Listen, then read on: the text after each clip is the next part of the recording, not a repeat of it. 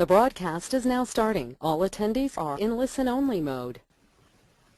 Hello folks, and welcome to Clear Insights webinar today on QUBEdocs. We're pleased to have each one who's been able to participate with us on the webinar.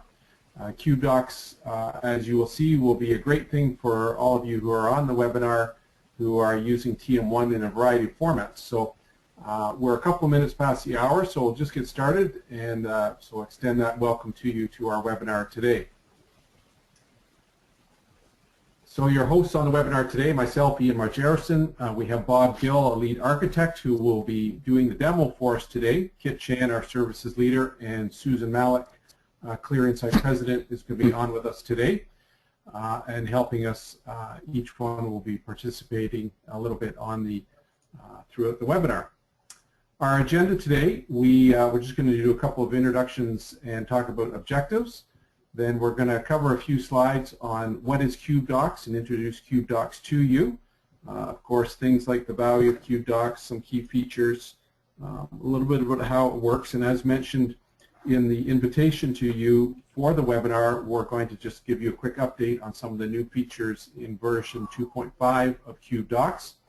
And then we're going to move on to the more exciting part, turn it over to Bob Gill, who will do us a live demonstration of QUBEdocs, and then we'll have a little Q&A and wrap up. So that's our agenda for today. And actually, while we're on this slide, just a reminder to you to please feel free to send along any questions as we go through this. You can put your questions into the chat line you'll see on the right-hand side there.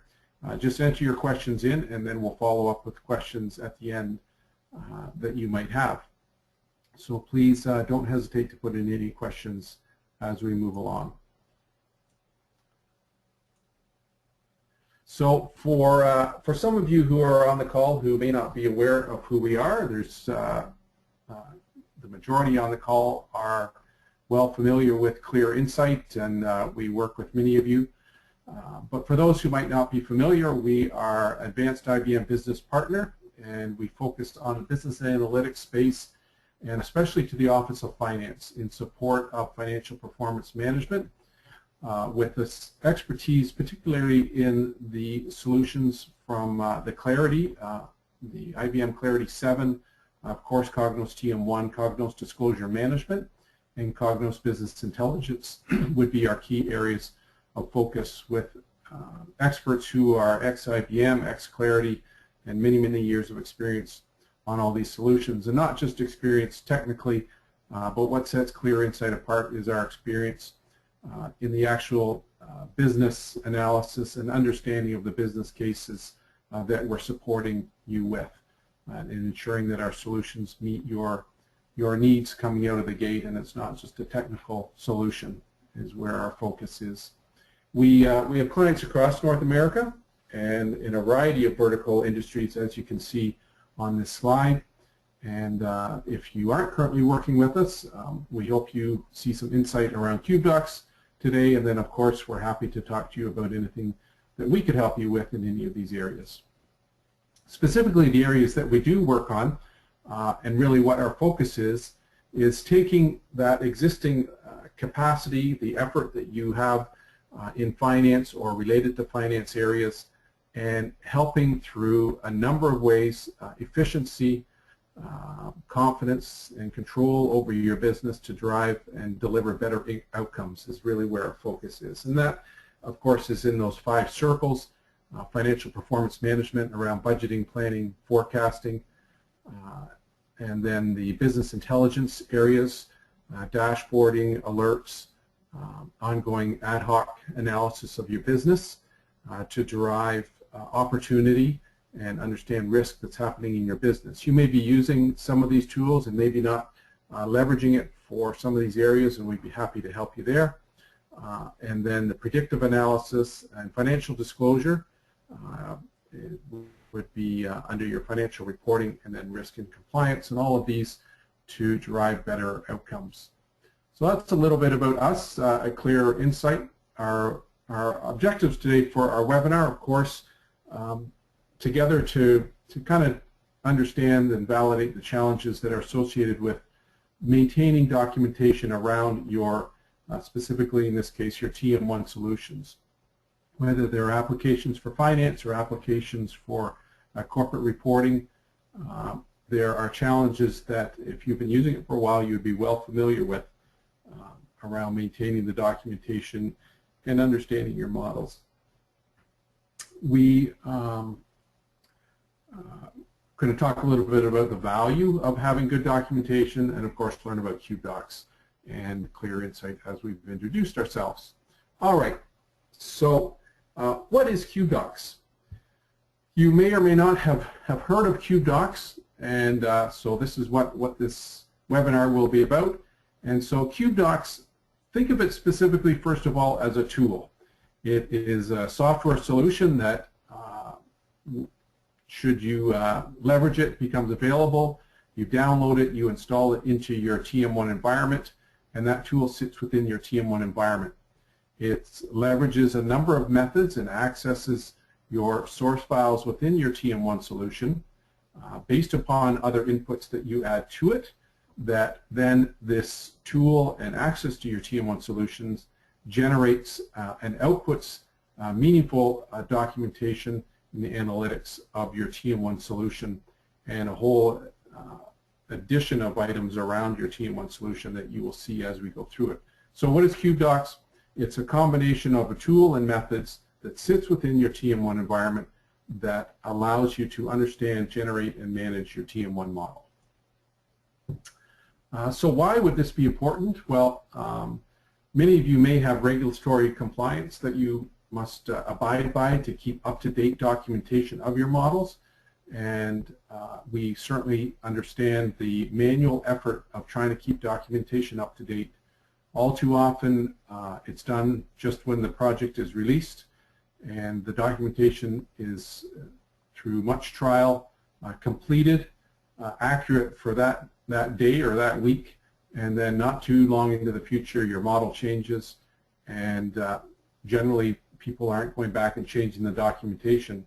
So as a result, you're aware of that, and people then never leverage the documentation after the fact because you know it's out of date. So it's important because it can help understand and communicate the value of your models, regulatory compliance. You will see how it can be leveraged to help impact and understand what's going on in changes between your different sites and solutions of TM1, how to troubleshoot issues, compare the different environments, and ultimately to maintain and administer your TM1 environment. Who can benefit from QUBEdocs? Often folks will think that, well, this is just for the administrators and the developers, those that are building the solutions. And of course, they are some of the key people that will benefit from it as the models are developed, as new solutions are, and your TM1 solutions are enhanced. The QUBEdocs becomes very valuable for the administrators and developers. It also can become very valuable for business users who may be new to your TM1 solution, and the documentation that comes out is very graphical and can help a business user get an overview of really what it is they're dealing with. What is this solution, to understand the different financial elements that are part of your model, the different corporate data elements and facts that are in your model, how they interrelate. It can become a very powerful tool to help users engage in the solution, understand what they're doing, and as a result, the users are more effective in their use of your solution, so they aren't inherently doing things that may cause harm to the solution, and leveraging it the way it should be used. So it can become very valuable for business users as well, and overall, ultimately, it's going to reduce the ongoing cost of support, help improve corporate governance, and of course maintain centralized, up-to-date documentation. We'll talk about that centralization point in a minute. Some key benefits that come out, of course, it is very user-centric. If it's something that just your TM1 users can use, it becomes very easy for them to navigate and understand your TM1 models. Very easy for those who are responsible to maintain the models to update. In fact, they can be put on schedule so that updating of the documentation is done automatically, and it's always maintained in a central site. So unlike other potential solutions that require administrative access into TM1 to get at this, the output documentation from QUBEdocs becomes available to anybody and everybody through a web interface that you would want to have access to it. Of course, the key benefit as well is the insight into your models, and we started to talk about that. And even the little example that's there, as you will see, the QUBEdocs solution can very simply highlight things like reference in certain cubes to facts or reference to other cubes that may not exist. And so you can very readily see that in the absence of QUBEdocs you might not be able to see. A key point here, the last one on this slide, is we're talking about QUBEdocs for TM1, and that's for any Cognos solution that's leveraging TM1. So whether you're using Cognos TM1 in and of itself for financial performance management, or whether you're using Cognos Express that of course has TM1 within it and leverages the TM1 databases, or whether you're using Cognos BI with the TM1 databases, QUBEdocs will work just as well and effectively with all of these solutions. So we've been talking about TM1, but if you're on Cognos Express, please know this is for you as well, as it supports the TM1 data structures that are within Cognos Express. So what does it provide? It's going to provide you the auto-generated documentation, the technical documentation, the data flows, the relationships. You'll see that very shortly. The organization of the model and how the different applications interface with each other, and then down to the more granular detail of individual cubes, dimensions, elements, processes, and chores. All are provided out from QUBEdocs. So it's going to give you documentation against your applications, your rules, your feeders, the integration process, your custom tags, etc.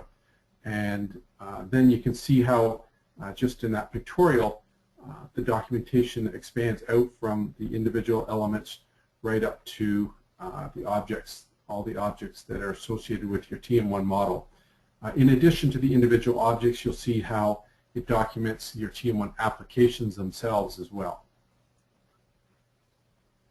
So what does it give you in this? So when QUBEdocs is set up and run, it generates the HTML documentation accessible to all that would need access to it on the web, and a hyperlink navigation interface into the documentation. So you can see an example home screen that in blue there you can see application documentation, model documentation, glossary, search. These are all hyperlinks that you can click on that will dive into the detailed documentation that was generated of your models. In addition, it can be a central place for definitions that you'll see shortly, as well as even things like your user guides, etc. Can be linked in here, so it can become central source for all of these elements, whether it's for the group managing TM1 or set up for your end users to get access to this information. The search button, there's actually a little graphic there showing a blow-up of the search. You'll see when Bob does the demo how powerful this search can be. Particularly as your model grows, you will find that you're searching for certain data elements and perhaps even who's touched what in the model. You can just put in those names and search will immediately give you throughout your entire model where those instances come up and the relationships between them. So the search, even in and of itself, is a huge individual feature of QUBEdocs. So organizing your applications, so actually let me back up one. If I was to click on that application documentation link, it starts me into my application. So in this example, it's financial planning and reporting is the application, and that little pictorial is showing you all the cubes that are associated with that application. And then as well, you can see in the other little image the additional elements. In this case, there's 3 applications, and so we've just started to dive into financial planning and reporting. So application documentation is complementary and in addition to the model documentation. So your model documentation, when you click on that, it's going to immediately dive into that model, show you all the cubes in that model. And here in this example, you'll see that the PL detail, your profit and loss detail cube, is showing in red there, which is being referenced by the PL cube, but appears to be absent or missing or some problem with it. And so immediately, if you're having trouble with your solution, you run this and you see, aha, that's where I should start searching for where my problems might be. So as we begin to go through this, you're going to see how it's a lot more than just generate documentation that sits on the shelf. It becomes a very interactive solution to help manage your models and your applications. Of course, documenting your models here, you're just an example of the glossaries that are put in that you can update yourself and add in your own specific definitions of different elements. And so just another element of the accessible documentation that's in there. One of the key enhancements that came out in version 2.0 is the change management, and Bob will be showing you this. So being able to run it against dev and prod or against multiple sites, multiple environments. When you do this, QUBEdocs will then display what has changed. And so we can see, just for the sake of example here, you can see that from the two being examined here, the time date has changed, what has changed, and you can start to see things down there that change. Just as simple examples, but of course in real life, when you run it against your model, things that are uncovered that have changed are the things that either you're expecting to change because you've updated the new version, and or highlight things that you didn't expect to change that you can correct before you promote things to from dev to prod. So this becomes a very powerful feature for folks. QUBEdocs versus Cognos TM1 10.2.2. Now, if anybody's on the call and you have upgraded to TM1 10.2.2 that came out just at the beginning of the summer, we ran a webinar a couple weeks ago on 10.2.2. Some of you might have been on that, and we talked then about one of the enhancements in Cognos TM1 10.2.2 was that it does have data flow diagrams inherently in that new version of TM1. But that's about where it ends, really, is data flow diagrams.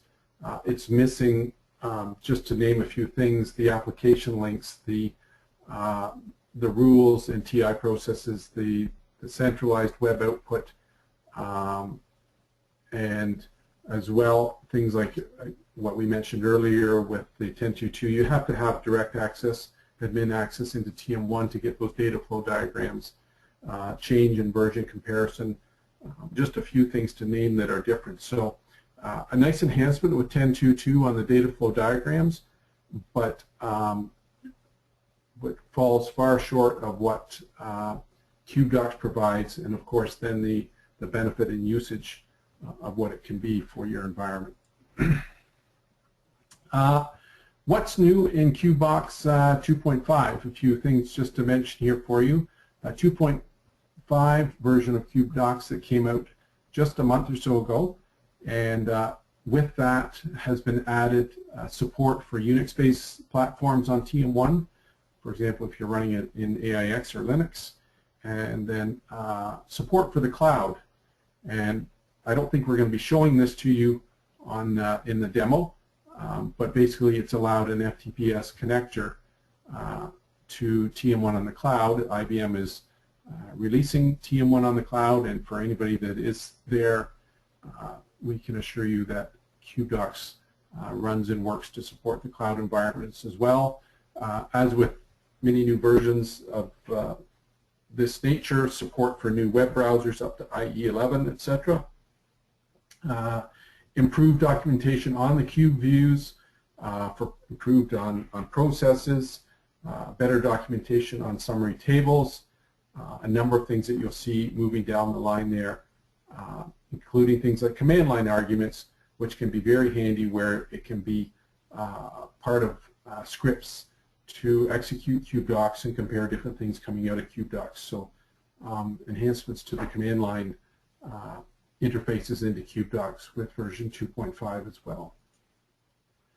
So that's what I wanted to cover in intro that kind of opened it up for you so you could see what QUBEdocs does. And so I'm now going to turn it over to Bob, and he'll walk us through a little demo. Great, thanks Ian. We'll get the screen switched over here.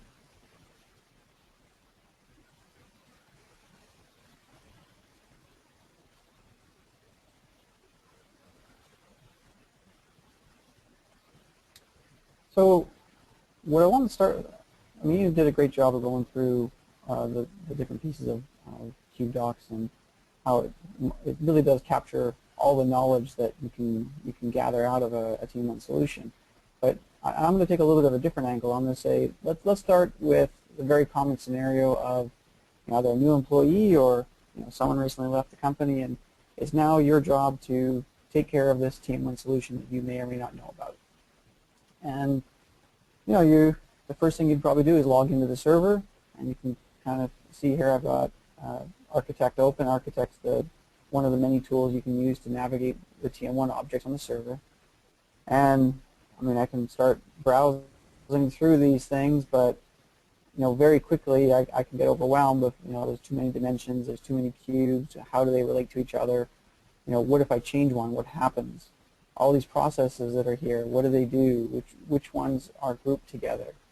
So it can very quickly be overwhelming. And I think QUBEdocs addresses that challenge very well by creating a tool that helps with that learning. So someone that is just recently taking over either management or even trying to learn a new job where this is part of the piece there, they can learn these things on their own, really, and not having someone sit there side by side with them walking through every screen. It also helps people if they want to make sure that it also helps with trust. So if someone is questioning numbers, they're wondering why are the certain numbers a certain way. Well, the trust element is here. They can go into whatever depth they want to see anything that's going on within the cube. It removes that mysterious black box perspective that some users have of these kind of solutions. And that's also through visibility. So by getting that visibility down to all the rules, all of the processes that are here, anyone that wants to look through this documentation has that visibility down to the lowest level of the solution. And for business users, that's great because they can validate that the business logic is correct. And if business logic needs to change over time, they can identify these things within the documentation to see what's different. So if we're looking at architecture, we could spend a lot of time trying to figure this what's going on here, but let's use QUBEdocs to make it a little easier on ourselves. So this same solution that I have here, all these different cubes, I already have something here in QUBEdocs. Now let's go through the steps of I just started this new job, and here I have to figure out what this thing does. So here I open up QUBEdocs. I can run it from my start menu. It's a thick client application. It can also be something that, as Ian said, is scheduled and just runs on the server. So here I can see I've got my connection. Here my server is called SmartCo. I just have to enter my connection details. What do I want to call this thing? Where it is in my configuration file, where they live, and where do I want to store the output. And this output here is going to be HTML data. So really, I want to be able to navigate it as a website. So where do I want to have that? It could be on the same server. It could be on my workstation. It could be on somewhere else. There's a lot of options here. And also the credentials or security. All the credentials are stored safely here, and they can be run as needed. So here I've got my stuff. I test it. I get all my green check marks. I see everything looks good. Now I want to generate my output. I'm just going to save my output to that folder here, whatever folder I want, but I'll click generate. And in the time that we're watching the scroll bar, identifying processes, and it's also going into all of those items. It's going into them to say, well, where does the data come from that it uses? Where does the data go? What does it change? Does it change it by a process? Does it change it by a rule? And then from that, it also actually creates diagrams from this. So it's going to create some diagrams for us so we can actually navigate and get a more pictorial view of our solution. So that's it. We just have an error here. So you may have noticed that when there's a lot of things that can happen. Maybe there's TIs or there's rules that are still in progress and they're not quite done yet. That's fine. QUBEdocs handles that. So it'll go in on the little error log. It'll say, oh, it encountered some kind of an invalid character, but that's fine. It just makes a note of it and keeps on going. So for development sites that have a lot of stuff in flux, QUBEdocs won't fail on stuff that's still changing. And here I can link right into the documentation. So when I click that link, it opens up my documentation right where I want it. And now that we have this, rather than go through this style of learning, of having to go through every single object, open up every object, navigate through every dimension, look at all the subsets, you can just see how deep that goes for all of these cubes. Rather than having to go through that on a one-by-one basis, I now get to work through this in a web basis where I'm just clicking through in a much more natural learning experience. So this is our home screen, and as we mentioned, we've got our application documentation, so I'll start with that. And I'm using the same piece that Ian was showing there, so let's look at financial planning. Same diagram, we looked at it a little bit earlier. And notice how we can add in any descriptions we want. This is really from the glossary that Ian talked about. It's very flexible. Folks can add in descriptions to give these things more context. And also the links to the specific Excel files. So if you're using a set of Excel files that make up your application, see here we have our planning templates. So if we look at our application documentation, the financial planning is written right here. We can logically group these items into here planning templates and dashboards with links to those items. So it gives you that added flexibility of if I'm going through the first time and I want to know about my target setting. Okay, I see my target setting is done here. I can click on that target setting item and start working on that from here. So it actually gives you almost a workflow perspective as well to help folks logically step through any workflow that is part of the business process. From a more technical perspective, so let's make sure we cover these here. So this is the application. Here are some details around the applications, links to the application pieces, and even cube definitions that are being used in the application. So we still get that. We can go down as deep as we want, but we get the added context of anything that may have been added here, and we get it nicely formatted in a way to navigate and learn from. And what I think is one of the most powerful pieces is this cubes and dimensions matrix. So in a typical TM1 solution, you'll have many cubes and you'll have many dimensions. And for folks that are familiar with dimensional modeling, the idea of conformed dimensions, where you have really, if you're going to talk about year, you have one dimension called year. If you're going to talk about product, you have one dimension called product. And you want to make sure that that's consistent across all these different cubes. So in this one table here, I can look at all of the cubes that I have, all of those cubes. And just by the simple X's that are in the grid, it tells me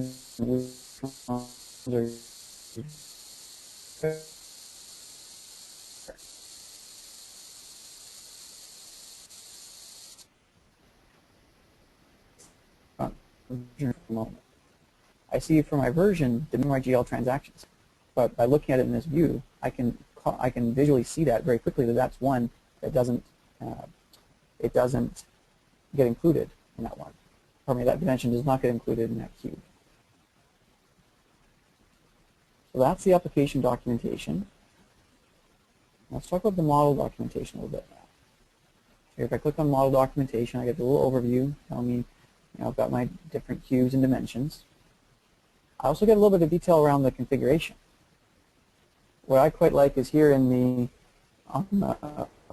full control, the full config, I can get right down to the level of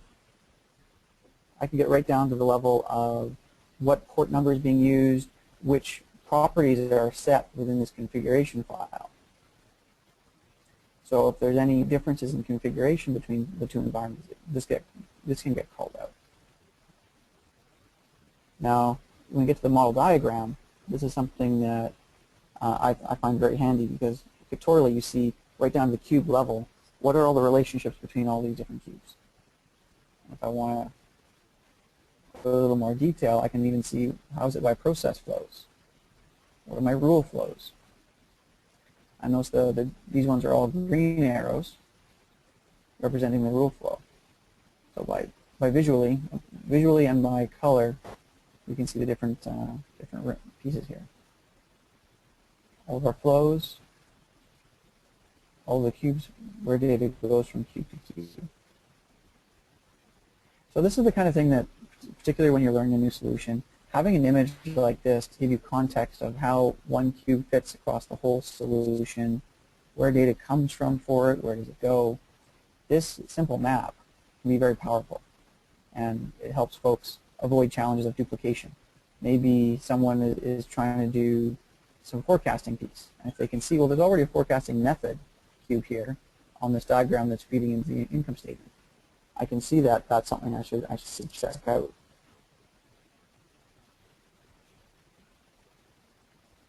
Here I can see, and I can navigate through the left as well. And to Ian's point, he mentioned about the search.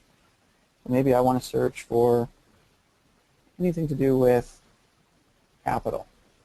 So I could be looking at making some updates to my capital module and see all the different pieces of it. And I can, within one click, I can see unformatted rules in one of the cubes.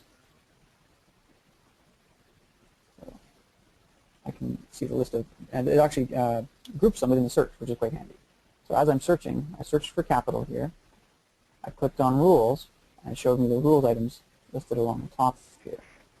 So if I know that I'm looking for a particular rule that may have the word capital or a particular cube or dimension or application, all that's available very quickly through the search engine that's here.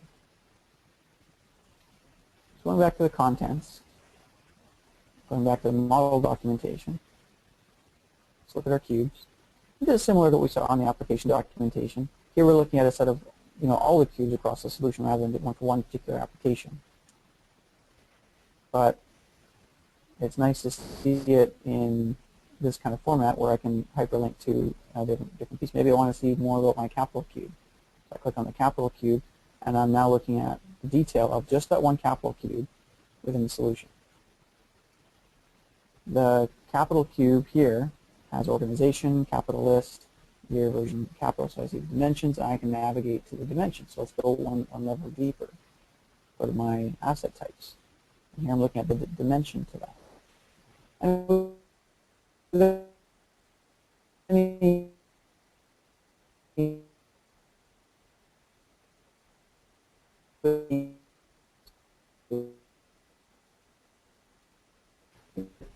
you can move for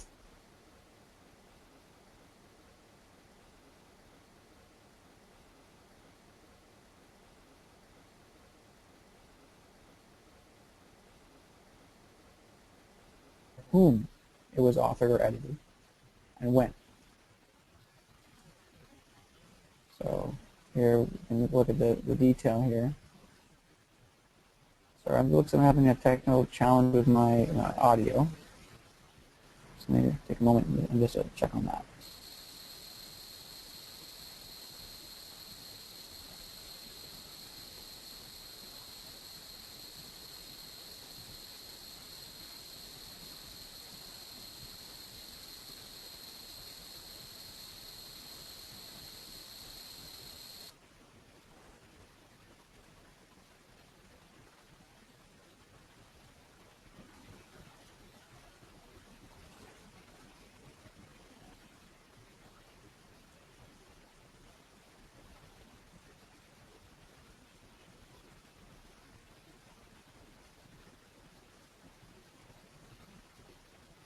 Okay, so I apologize if it's a little hard to hear me right now. I seem to be having some challenges with my connection here, but so we're just going through the cubes that are listed here. We're looking at the capital cube, and we can see right down to the rule that exists in the cube. You can see what that rule is, and we have a comment here describing what that is from a business context.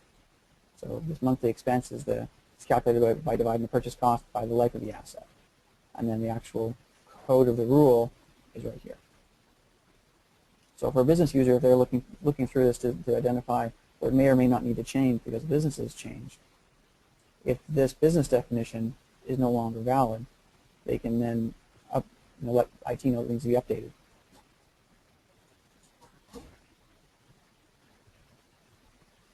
So let's take a moment. We'll look at some of the processes here. So processes can be a little bit overwhelming as well, just because they tend to do a lot of actions on wide sets of data. We want to say we want to add a product. Here I'm looking at my add product TI process.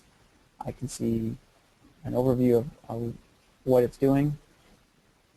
Now this comment here would come from tags within QUBEdocs, right within the TI. So there's no need to go into a particular tool and enter this anywhere. It's as long as it's in that TI file, it'll get surfaced right here. That tells us here this inserts a new product into the dimension, as well as adding it to the specific parent in the hierarchy. See what parameters. I get a quick little data flow from this TI. What does it?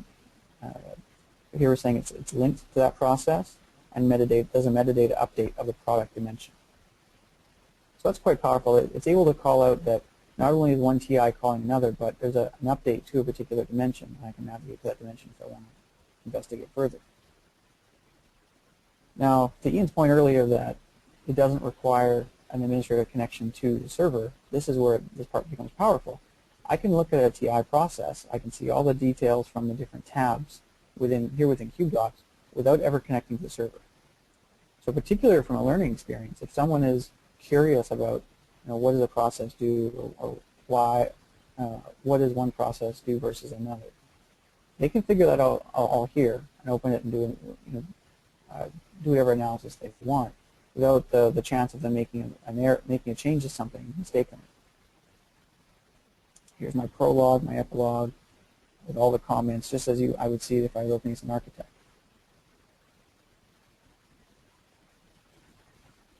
So here, just like with the other ones, we can see chores. So for a given chore, we can see, what processes does it run, when does it last update, when does it last change, are there any comments that need to be that were surfaced? Those can show up here. And then other documentation. We can add in links to other documentation. Could be PDFs, could be external websites, really anything that could be linked from a website. That can be handy if you're participating in some kind of workflow, or maybe you have an intranet site that has a couple of links for maybe team sites or contact information. You can add those links right here within QUBEdocs, so they're always available from one spot. Here's our glossary, and this is really just all the different pieces, be they dimension, cubes. It'll also qualify them by the type, so I can see which ones are cubes, which ones are dimensions, which ones are processes. But if I just want a full list of everything, I have this screen here. So I apologize, actually, in the change control piece. So this is all just been documentation to this point. What happens if we want to migrate something from development to production, or we're concerned that maybe we just did a migration from development to production and we might have missed something.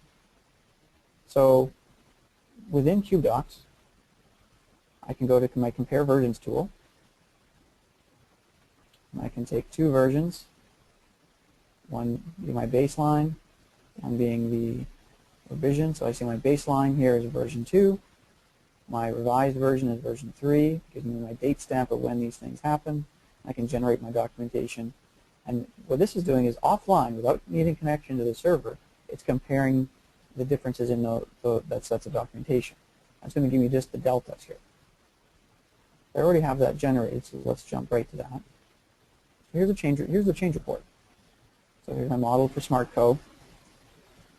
And I see 1 cube has been modified, 7 dimensions have been modified. So really 8 total changes here. I can navigate just as I do through QUBEdocs with the regular documentation. I can navigate through my cubes and dimensions hierarchy here, looking at specific modifications that have happened. So here when I go down to my capital cube, I see, okay, no, this was revised,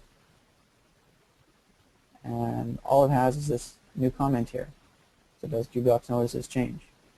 So with all those cubes, dimensions, processes going on in the server, QUBEdocs is able to pinpoint this one line of code change in one particular cube. Furthermore, if I want to look at the dimensions, and navigate through my dimension modifications, I see these are the changes that have happened to, these are actually control cubes. So these aren't even cubes that I would normally be looking at, because these are cubes that are often hidden. So if I look at my chores cube, I see the chores have changed.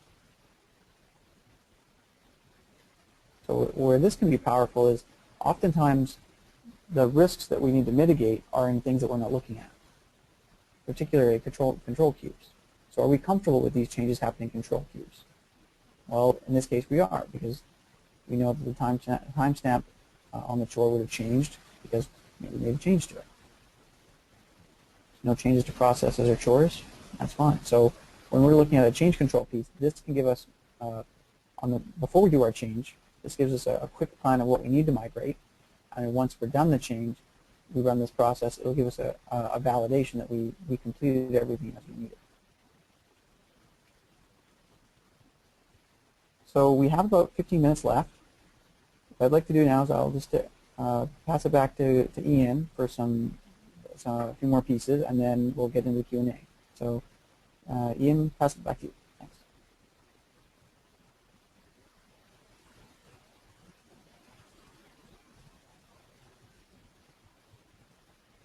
All right, thank you, Bob. Well done with that. We'll just pop back to here and to take control. Very good. Hopefully you can see my screen again. Thanks for that fairly extensive demo, Bob. That was great walking us through all of that. Hopefully each person online got value out of that piece, and from what I did initially, that kind of put it in context for you. So really just before we turn it over to Q&A, just some thoughts for you who are on the line for next steps is we've taken you through a good overview of what QUBEdocs is and how it works for TM1. We're happy to talk to you about any specific client references and folks who are using QUBEdocs. We're happy to provide you with specific QUBEdocs pricing. If you're on QUBEdocs, or sorry, if you're on TM1 within the context of Cognos Express, it can be very cost effective. It's cost effective in both worlds, but especially if you're on Cognos Express, then QUBEdocs can become quite cost effective for you. If you are using TM1 directly or Cognos BI, QUBEdocs is priced according to PVU count based upon your server size and what you're doing there, the same as TM1 itself is priced. But from a Cognos Express perspective, it's priced on a fixed price rate. And so we're happy to talk to you about that. You may have thought that's pretty interesting, but I'd love to see it against my own solution. And we're happy to set up a demo with you privately where we can get access. If you can send along your model files or give us access to your model files, then we can connect QUBEdocs to it and show you what QUBEdocs looks like and generate documentation right on the fly with your information. So we're happy to do that for you. If you wanted to take it a little further, we also can make available trial licenses of QUBEdocs so that you can work with it yourself for 30 days and test out QUBEdocs along those lines. And then, of course, for all of you who are on Cognos Express and Cognos BI and TM1, We are always available to provide support, training, upgrades, and additional consulting as we do to many of our clients across North America. So a few thoughts for you coming out of this webinar and ways that you might be able to dig deeper if you see value in QUBEdocs for your environment with what you've seen. All right, we are now just on our last slide here for Q&A, and Susan, I'll just put it out to you or Kit if there's any questions that anybody has maybe that came out of this. Thank you, Ian, but I think you've done such a wonderful job that there are no questions. Oh, well, that's not a bad thing, and it's great that sometimes when you see the demo, you can see things for real. So, of course, any questions that anybody might have, we're happy to take those offline as well. And that's really my next slide. I think it's my last slide. Here is you can reach out to me directly, ian.marchharrison@clearinsight.ca. You can find us on www.clearinsight.ca, and of course follow us on Twitter, Facebook, and LinkedIn. So thank you very much for your time. We're giving you back 10 minutes of your day, and we're very glad to have had you join us on our webinar today for QUBEdocs, and look forward to connecting with each of you at some point in the near future. So on behalf of the rest of us here at Clear Insight, thanks very much, and have yourself a great day.